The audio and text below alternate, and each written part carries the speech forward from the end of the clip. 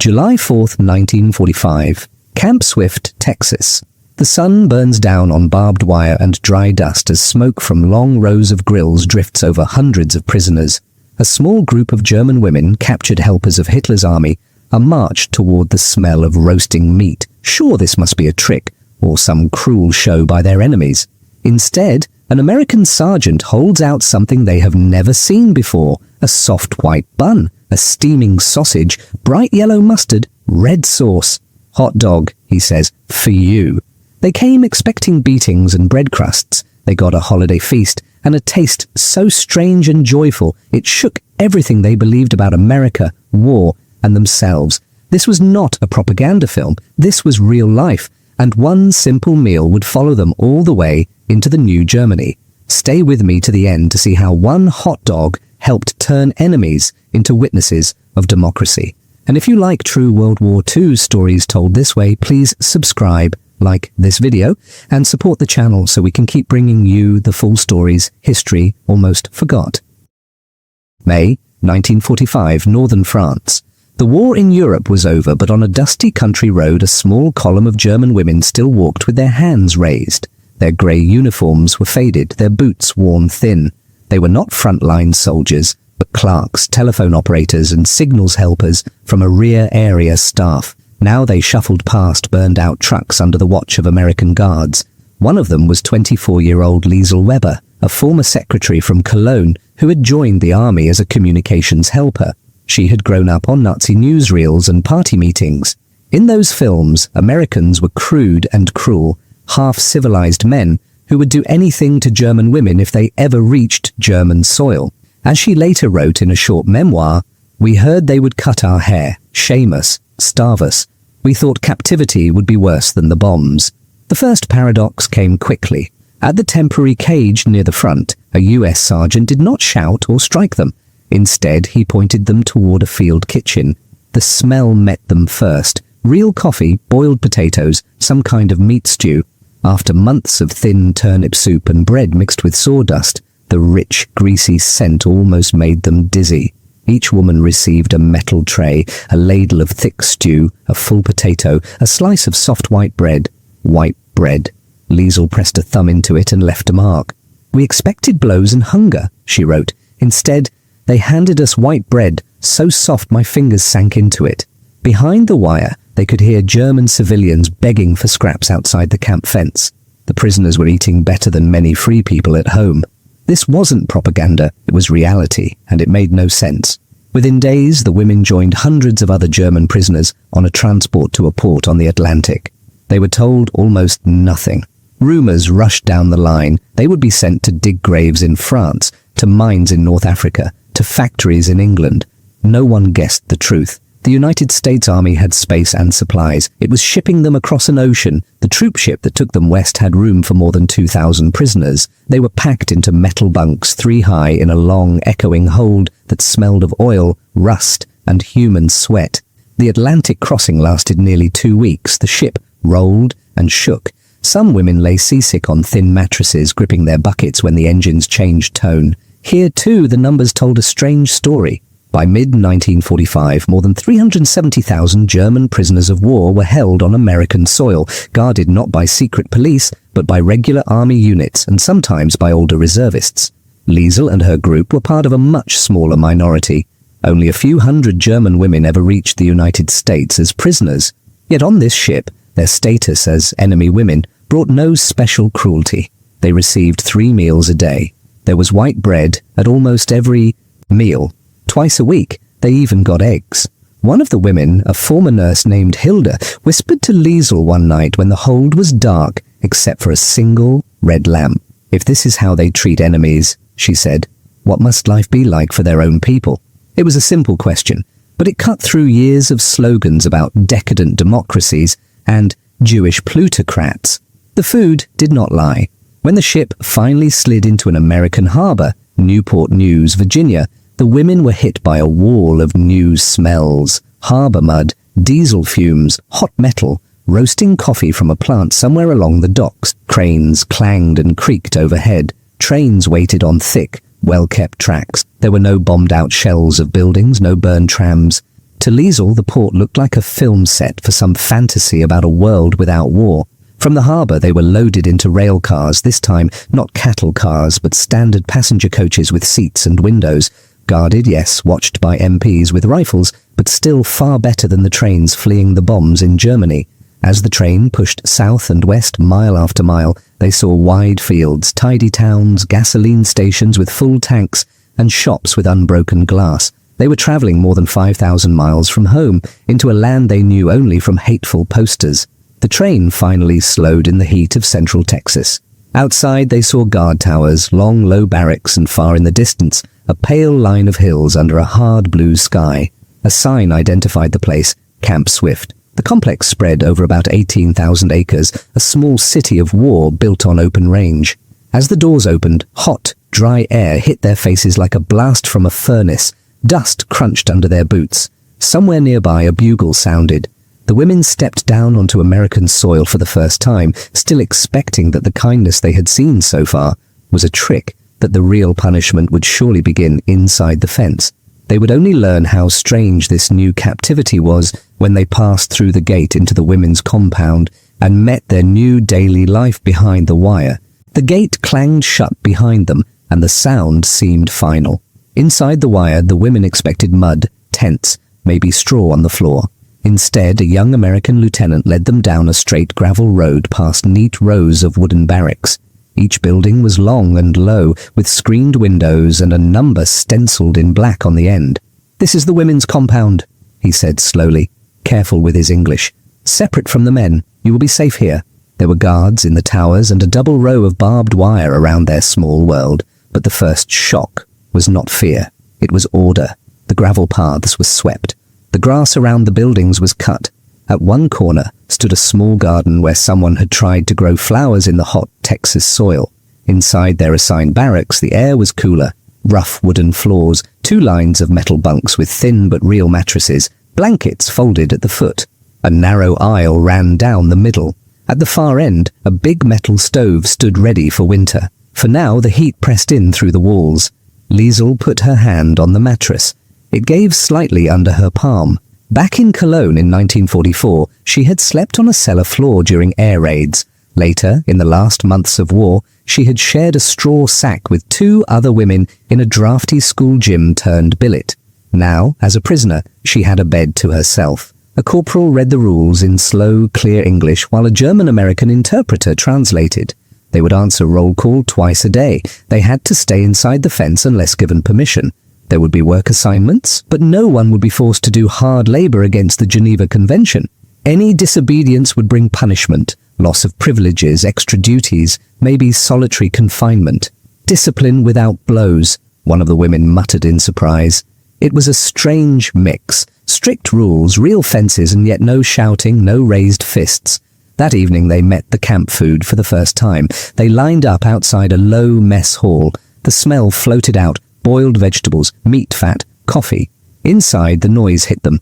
Tin plates clattering, spoons against metal, low talk in German and English. They were handed standard army mess trays, the same shape as the ones the American guards carried. On the trays that night were a scoop of beef stew, a big spoon of mashed potatoes, canned green beans, and 2 slices of soft bread. A pale square of something called margarine sat on a small compartment. At the end of the line, a soldier poured black coffee from a huge pot. Later, Liesl would remember this first dinner in America more clearly than many bomb raids. The meat was not much, she wrote, small cubes in gravy, but there was meat. Real meat, not dried scraps hidden in turnips, to fool us. And the bread, how do I describe that bread? It was like cake compared to what we had in Germany in 1945. Back home, the official daily bread ration in many cities had fallen below 300 grams, often bulked out with fillers. Here, they soon learned, the camp tried to follow US Army standards for prisoners, around 2,800 to 3,000 calories per day, with meat several times a week. In a world where German civilians sometimes survived on half that, the numbers were hard to believe. This wasn't propaganda, it was reality laid out on metal trays. Not that life was easy. The women woke at 5:30 each morning to the sharp blast of a bugle. The summer heat climbed quickly toward 100 degrees. Dust worked into clothes and hair. Some were sent to wash laundry for the hospital, to peel potatoes in hot kitchens, to sew and mend uniforms. Others worked in the camp garden, turning dry soil, hoping for tomatoes and beans. They were counted again and again. Guards walked the fence line, rifles over their shoulders, boots heavy on the gravel. At night, bright lamps on high poles washed the compound in white light, so there were no shadows to hide in. Freedom had vanished into schedules. Breakfast at 6, work from 7 to noon, lunch, work again, evening roll call at 6, lights out at 10. But even in this controlled life, the paradox only grew. On Sundays, they were allowed to attend a short church service in a simple wooden chapel shared with other prisoners. Once a week, they could take hot showers in a bathhouse with concrete floors and real drains. Thin towels were stacked in piles. The water, when it came on, thundered against their skin. The first time she stood under that hot spray, Hilda felt months of dirt and fear run down the drain. "I had not been so clean since before the war," she later told her grandson. "I almost cried in the shower." Everywhere they looked, there was enough. Enough water to bathe, enough electricity for lights all night, enough food that the kitchen sometimes threw away crusts and peelings. One American guard, a farm boy from Oklahoma, wrote home in August 1945, "Our Jerrys eat better than folks back home under the ration points. If Mum saw what goes in the garbage, she'd tan my hide." The women heard about starving children in Berlin and Hamburg from new arrivals. They knew cities lay in ruins. Yet here in Texas, on 18,000 acres of army land, enemy women were sleeping on mattresses, eating meat and drinking coffee. Each evening, when the work was done and the sun finally slipped low, they sat on the wooden steps of their barracks. They talked quietly, trying to fit what they saw into what they had been told. Were the Americans pretending, acting kind for some reason they could not see? Or was this the true face of a country they had been taught to hate? They would not have to wait long for an answer. As July approached, the camp began to prepare for something the prisoners did not yet understand. America's biggest summer holiday, a day when hot dogs and flags would test their ideas more sharply than any speech or class. By late June, the air over Camp Swift shimmered with heat. The women noticed new activity outside their compound. Trucks came and went more often. Men from the quartermaster company unloaded crates and barrels near the big open field the Americans called the recreation ground. One afternoon, as Liesel and Hilda carried laundry past the wire, they saw soldiers setting up long wooden tables under the sun. Others hammered posts into the ground and began hanging bright cloth in red, white, and blue. A scrap of printed paper blew against the fence. In English, it read, "Independence Day Program, July 4th. Back in the barracks that night, the women asked the German-American interpreter what this meant. He explained slowly, 4th of July, our national holiday. We celebrate the birth of the United States. There will be music, sports, food." "Food?" someone repeated. "Special food," he said. "A feast for the Americans and maybe for some of you too, the colonel is deciding." On the other side of the camp, in an office with a humming electric fan and a map of Texas on the wall, that decision was being argued. Lieutenant Colonel James Harrigan, the camp commander, listened as his officers talked. There were almost 3,000 German prisoners on the post now, including the small women's compound. Feeding them every day already took tons of supplies. Did they really need extra on a holiday? At one end of the table sat the quartermaster officer, Captain Frank Doyle, a former grocery manager from Chicago. He had the numbers. "So we can do it," he said. "I've run the figures.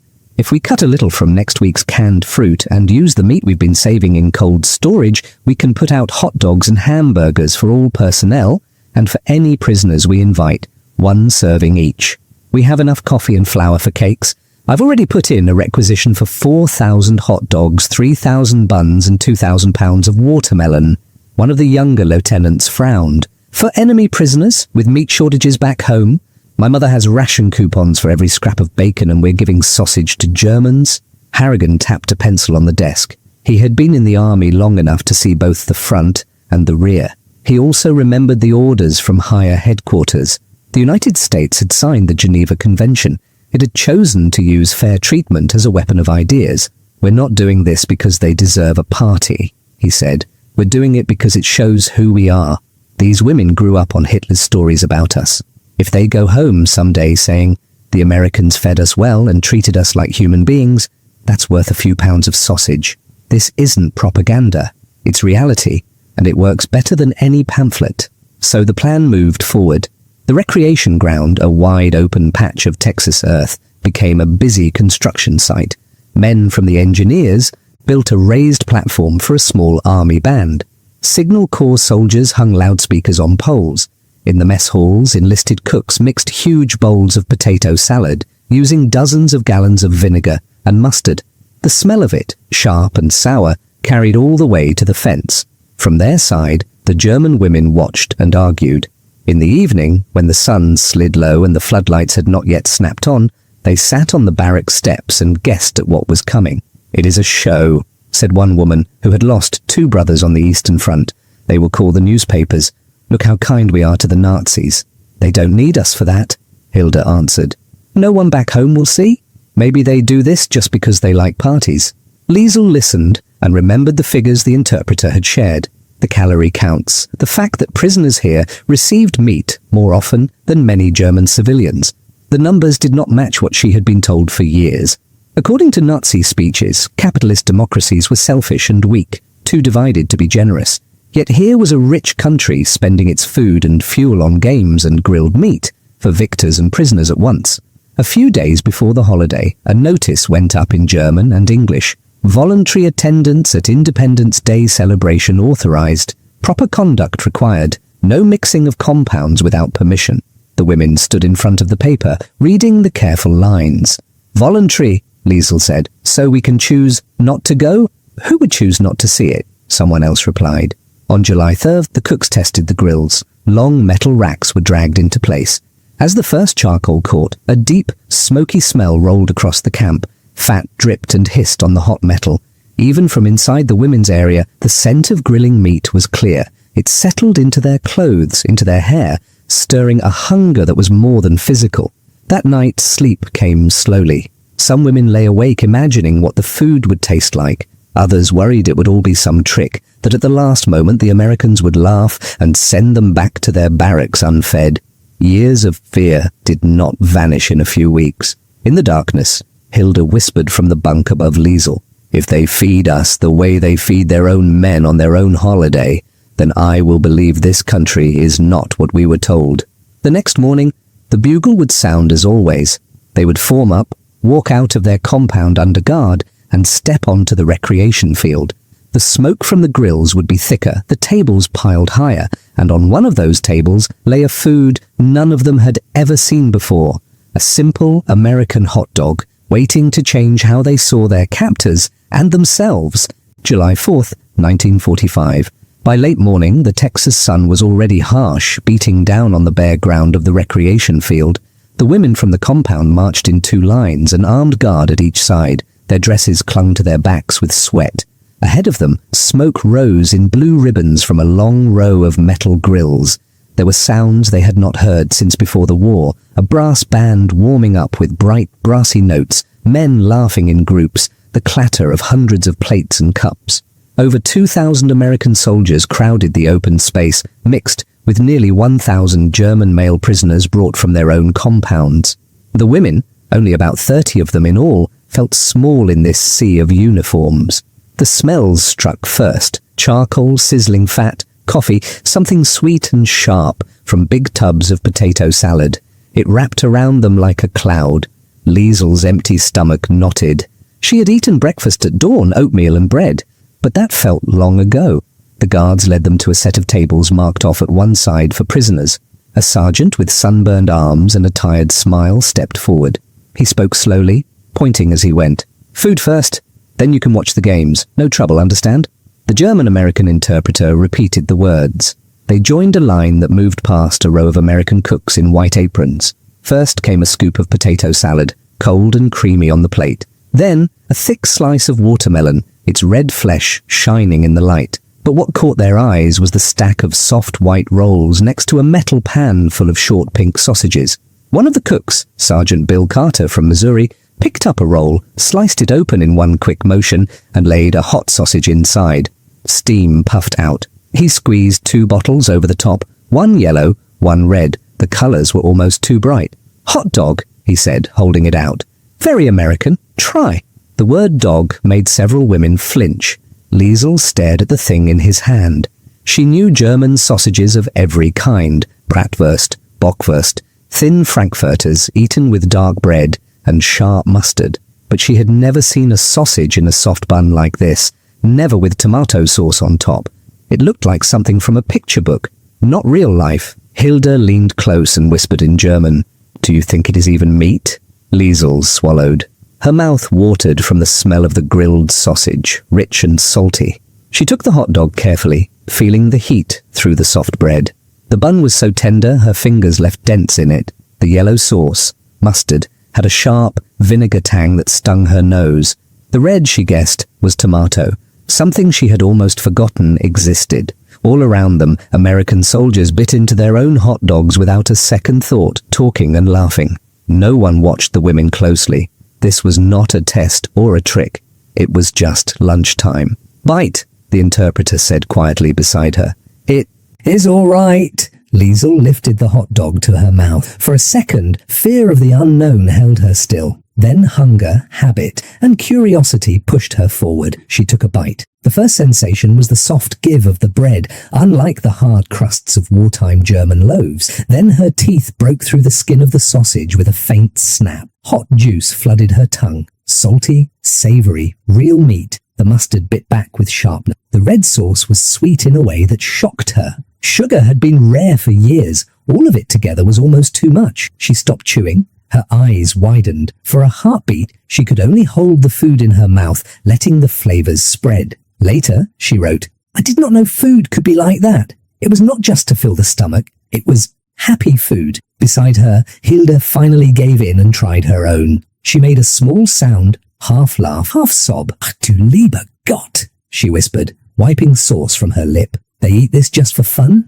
A private from Texas watched them and grinned. "Tastes better than kraut, don't it?" he joked, to no one in particular. One of the German women, who spoke a little English from school, answered softly, "It is like a feast." Statistics could have told the same story. That day, the quartermaster company issued around 4,000 hot dogs and nearly as many buns, plus hundreds of pounds of potato salad and more than 2,000 pounds of watermelon. For the US Army, with its vast supply lines and factories back home, these were small numbers. For women who had counted every gram of ration bread, it felt like standing in front of a mountain. As they ate, something shifted inside them. These men were their captors. The women wore simple dresses and camp-issue shoes. The soldiers had rifles and authority. The fences and guard towers were still there. Yet the people who held power had chosen to share this food on their national day, without demand or lecture. It was a simple act, but it cut across years of stories about Yankee cruelty. Liesel watched an American captain pour coffee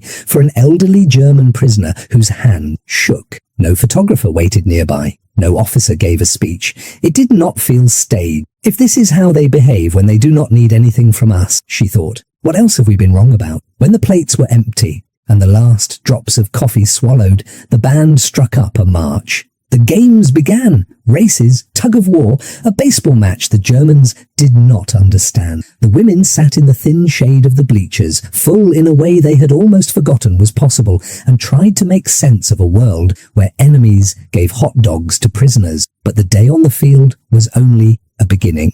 In the weeks after that holiday, the ideas behind that meal about freedom, fairness, and how a rich society used its wealth would reach them in other ways, in classrooms, in books, in quiet talks with guards who did not act like monsters. The weeks after the 4th of July settled back into routine. Roll calls, work details, dust and heat. But inside the women, something had shifted.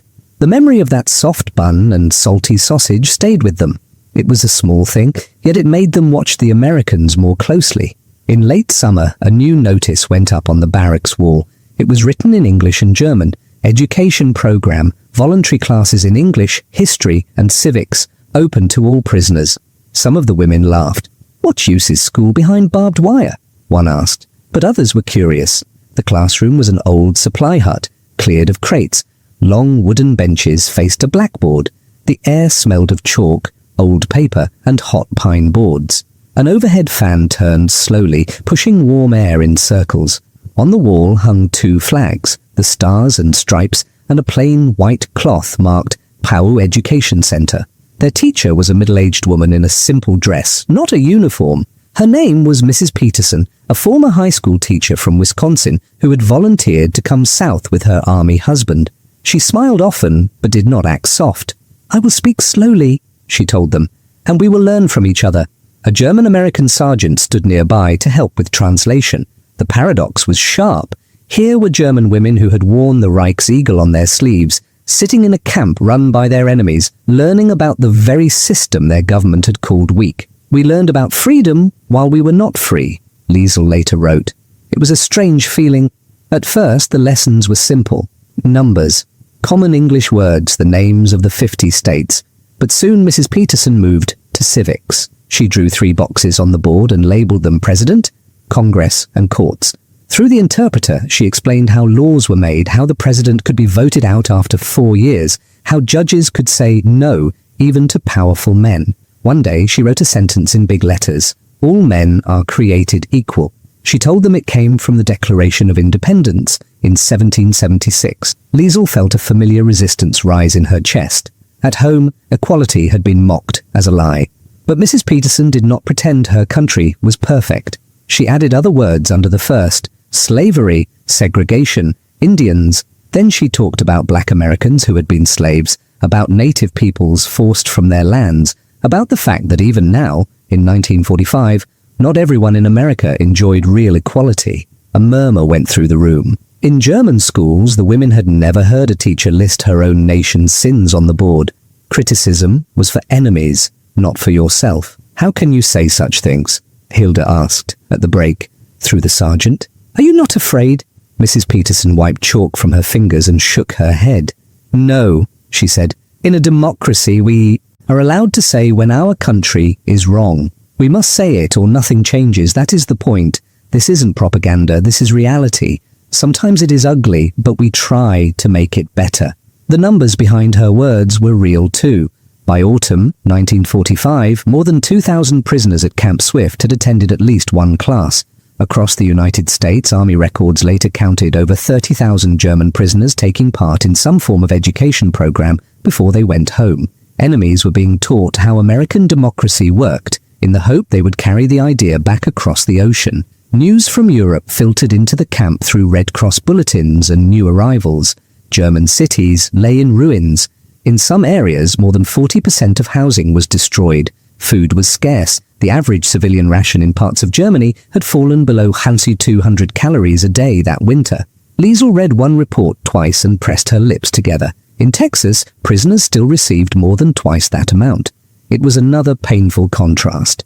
In early 1946, new orders came down from higher command. The United States would begin sending German prisoners home in large numbers. They had helped with farm work, with building fences, with cleaning camps, but the war was long over. America did not want to be a jailer forever. The announcement hit the women's compound like a storm. Some cheered the thought of going home, even to rubble. Others felt sick. "I want to see my mother," one woman said. "What? But what will I bring her? Hunger?" In the classroom, Mrs. Peterson did not give them easy comfort. Instead, she spoke quietly about rebuilding. She told them that after America's own Civil War, people had faced burned towns and empty fields, and yet they had replanted and repaired. "You will have hard years," she said, "but you will also have choices. You have seen 2 systems now. You know how each one treats its people. That knowledge is also something you can take home." When the last class ended, she shook each woman's hand. Her palm was warm and dry. "Remember," she said to Liesel, searching for simple words, "good government is like good bread. It must be made fresh again, and again, or it goes bad." They walked back to their barracks under the same bright Texas sun they had met months before. The fences still stood, the towers still watched them. Yet in their minds, new doors had opened. They had eaten the food of a free society, and now they had seen how that society tried, however imperfectly, to explain itself. Soon, trains and ships would carry them away from Camp Swift. What they had learned there, about hot dogs, yes, but also about laws, votes, and honest self-criticism, would travel with them into a broken Germany that had to decide what kind of nation it wanted to be next. The train that took them away from Camp Swift in 1946 felt different from the one that had brought them. Back then, they had arrived as captured helpers of a defeated army, full of fear. Now they left with suitcases, Red Cross parcels, and small English notebooks from Mrs. Peterson's class. Outside the windows, the Texas sky was the same hard blue, the same long fences, the same guard towers. But inside, the women's thoughts had changed. At the last roll call, an American sergeant read the names slowly.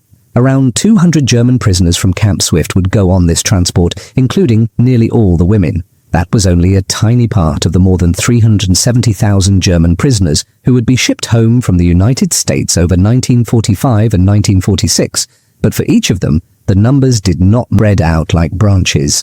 Liesel found work as a translator for a local office of the new West German government, helping with paperwork tied to American aid. She handled forms stamped ERP, the Marshall Plan, which would send more than $1 billion worth of goods to West Germany by the early 1950s. Bags of American flour, crates of machinery, even tins of meat passed through her hands. Sometimes, when she saw American canned sausage on a list, she smiled and remembered the hot dog in Texas. They had come as conquerors, they left as students, she later wrote in a short article for a women's magazine. We thought we knew everything about strength. Then a victorious nation showed us that real strength can look like fair rules and shared food. Hilda returned to nursing in a small town. On warm evenings when the new houses smelled of fresh plaster and cut lumber, neighbors gathered in back gardens to grill sausages. The crackle of charcoal, the hiss of fat on hot metal, it all reminded her of that 4th of July. She taught her children a simple rule: never trust any leader who needs to lie about others to make his own country look good. Not all the women stayed. In the 1950s and 60s, a few emigrated to the United States under new visa quotas or to join family who had gone before. One of them, a quiet former signals clerk named Marta, ended up in Milwaukee, the same kind of Midwestern city Mrs. Peterson had described. At her first American backyard barbecue, she stood over a small grill as the smell of cut grass and smoke filled the air. When her new neighbors handed her a hot dog loaded with mustard, she bit into it and closed her eyes. "It tastes like freedom," she said, half teasing, half true. By then, West Germany had become a democracy with regular elections, a free press, and a strong economy. The choices of millions had built it, but the memories of thousands of former prisoners also played a part. In letters, memoirs, and simple kitchen table stories, they told the next generation, "We saw another way it could be done. We saw a rich country that did not have to be cruel." Their scattered lives, tied together by the memory of a single meal, point to a larger truth that reaches far beyond Camp Swift. What mattered was the question, what waits for us in Germany? On the platform, the air smelled of coal smoke and hot dust. Liesel took one last look toward the camp kitchens. The memory of that July day rose clear in her mind, the steam of the sausage, the softness of the bun, the shock of sweet tomato sauce on her tongue. "I never thought a hot dog would be my strongest memory of captivity," she later joked to a friend. But it was. Hilda held her small Red Cross parcel with chocolate, soap, and a tin of meat. "We go from plenty to hunger," she said quietly as the train jerked forward. "But at least now we know plenty is possible." The ship home was crowded and noisy, full of men in worn field grey, and a few women like them. In the evenings, leaning against the rail, they told stories. Most spoke of air raids and lost homes. Liesel and Hilda spoke of Texas, when they described white bread you could press flat, or showers with endless hot water, or a holiday where prisoners ate the same meat as their guards. Some listeners shook their heads in disbelief. "Americans treated you like that?" one former sergeant asked. "It must have been some special camp." "No," Liesel answered. "I think that is simply how they wanted to be seen, by us and by themselves. This wasn't propaganda. It was reality. We could taste it." They arrived in a grey German port under cold rain. The air smelled of coal, wet ash, and the sour stink of bombed buildings. Where once there had been warehouses and offices, now there were blackened walls and piles of brick. On the walk to the reception centre, their boots crunched on broken glass. Here, the numbers were grim. In some cities, more than a third of homes lay destroyed. Food was so short that many Germans lived on 1,000 calories a day or less. The women's American coats and solid shoes marked them out. At first, neighbors eyed them with anger. "So," an old woman snapped at Hilda, "you ate American meat while your own people starved?" Hilda did not deny it. "Yes," she said. And because I did, I can tell you something. The world is not just what the party told us.